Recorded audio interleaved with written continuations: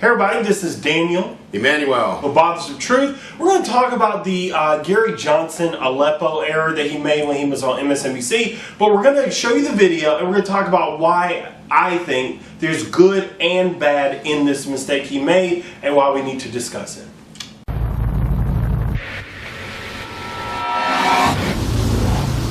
What would you do if you were elected about Aleppo?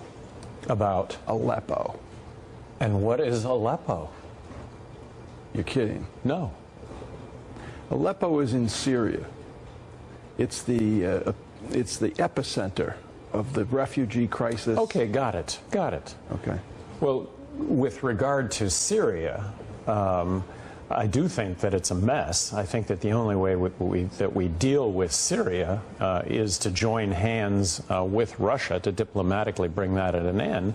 But when we've aligned ourselves with, when we've supported the opposition, the Free Syrian Army is also coupled with the Islamists, and then the fact that we're also supporting the Kurds, and this is it's just a mess.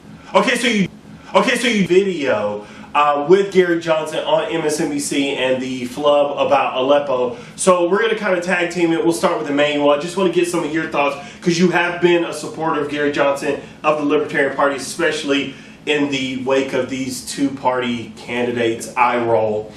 So what did you think of this flub? Honestly, everybody calm down. There's really no reason to hang up the cape for Gary Johnson. I think he's still very much a viable candidate. In fact, I think in many ways this helps to illustrate to people what it means to be a libertarian in the first place. Because if you're a libertarian, then you don't feel like we should be involved in these sort of like militaristic interventions overseas. You don't feel like we should be going around predator drone striking people's children in their school buses and everything. Let everybody go to school happily. The only thing they need to eat for lunch is I guess not a ham sandwich in Aleppo, but I was going to say maybe a turkey sandwich, maybe.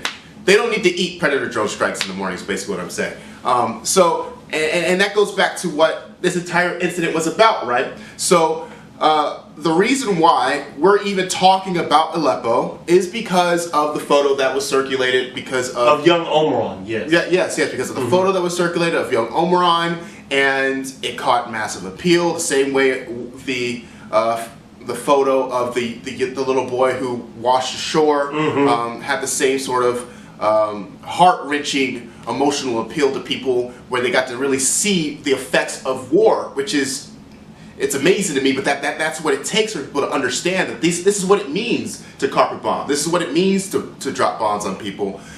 You end up with civilian casualties. Well, that's part of the problem of when you have these kind of wars that we fight, because a great point was made that the last time Congress has actually voted for us to go to war was 1941. Yeah. So everything since then is a president giving some sort of reason for it. And I think when we don't understand the effects that it has, we have this distance from it. We see the pictures of Omran, we see the children washing ashore, and we don't realize that this is real. Yeah. But getting back to Gary Johnson Aleppo, there's three things I want to say about it.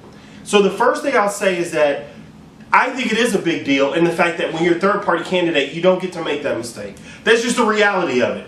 Today, we're recording on Saturday, so it's college football. When you're a small team like Northwestern or TCU or something, you don't get to lose twice in a season. You lose once and people stop talking about you. When you're Oklahoma or when you're UGA or when you're Alabama, you can lose twice or three times and people still kind of forgive them. It's kind of like that. You're going up against these big wigs in the Republican Democratic Party. You can't make that mistake. Now, let me also say, he's human, I'm human, we make mistakes. I'm just saying that that's the reality of it. Now, the fact that we're criticizing him for missing it with Aleppo, to me, actually is kind of encouraging. It means we're actually talking about policy again.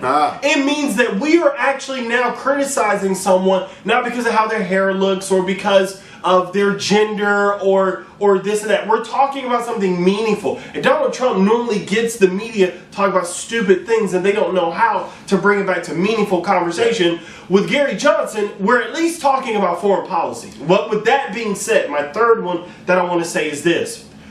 When it comes to Gary Johnson and Aleppo, Gary Johnson is being held to the standard where he made this mistake, and people are talking about, see, he's like Sarah Palin. No. Donald Trump says stupid things all the time, and he's still in this race. Yeah. Hillary Clinton does dishonest things that cannot be trusted. She's still in this race. Yeah. So if you're going to give them all that leeway, I say if we're going to be fair, remember the first thing I talked about is the way things are. I'm telling you now how I wish things were.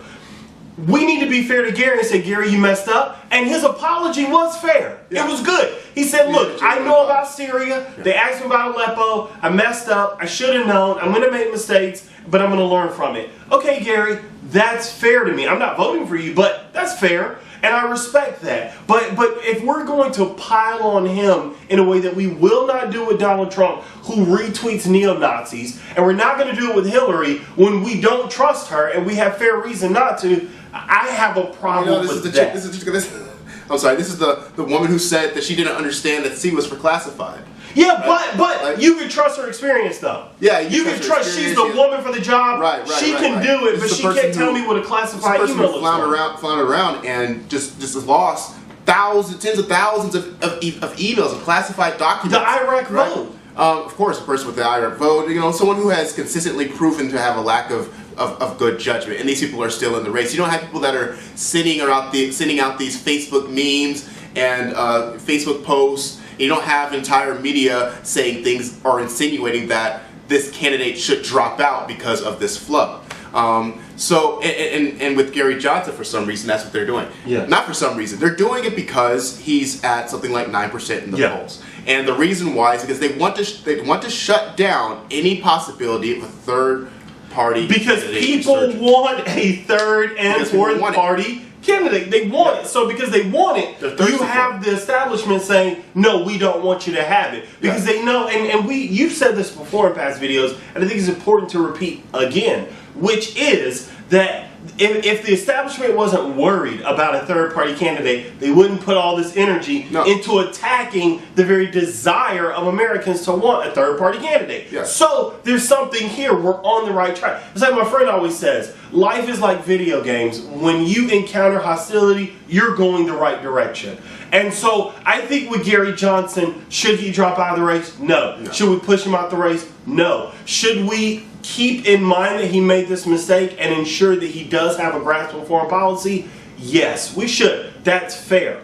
But let's also, if we're going to hold him to fair standards of what foreign policy should be, I'd really like it if you held Trump and Hillary to that. Yeah. Because I don't trust Hillary on foreign policy, and I don't trust Trump with anything. I feel like all of the criticisms of Gary Johnson are null and void because people don't hold any of the other candidates to the same level of accountability. And even being asked those kinds of specific questions. I did feel it was a little trappish. Well, I mean, not even.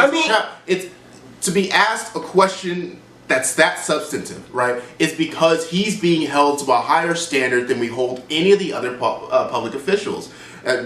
Hillary Clinton isn't being asked questions like that with that kind of intricacy and specificity, right? Hell, Donald Trump isn't being asked anything like that. You know what I mean? So they asked Gary Johnson a very targeted question to a libertarian who they of course understand, whose fundamentals, his beliefs, his philosophies are all premised and grounded upon being more so towards an isolationist. And let me just say real quick. Way. Yeah, let me just say real quick too. It's not trappish. I think I say that because I don't trust MSNBC. No, I mean I don't think that's unfair to say. I think it's a great point. They're grading on a curve. Because it's almost like the smart kid in the class doesn't get the leeway, but the dumb kid, Donald Trump, is the one that they say, okay, well, if you could just write your name correctly, then we'll give you credit. Pretend to be astonished. Yeah, because that man, like, when you ask 3 times in a meeting, why can't we use nukes? Like, that was reported. Why can't we use nukes? No.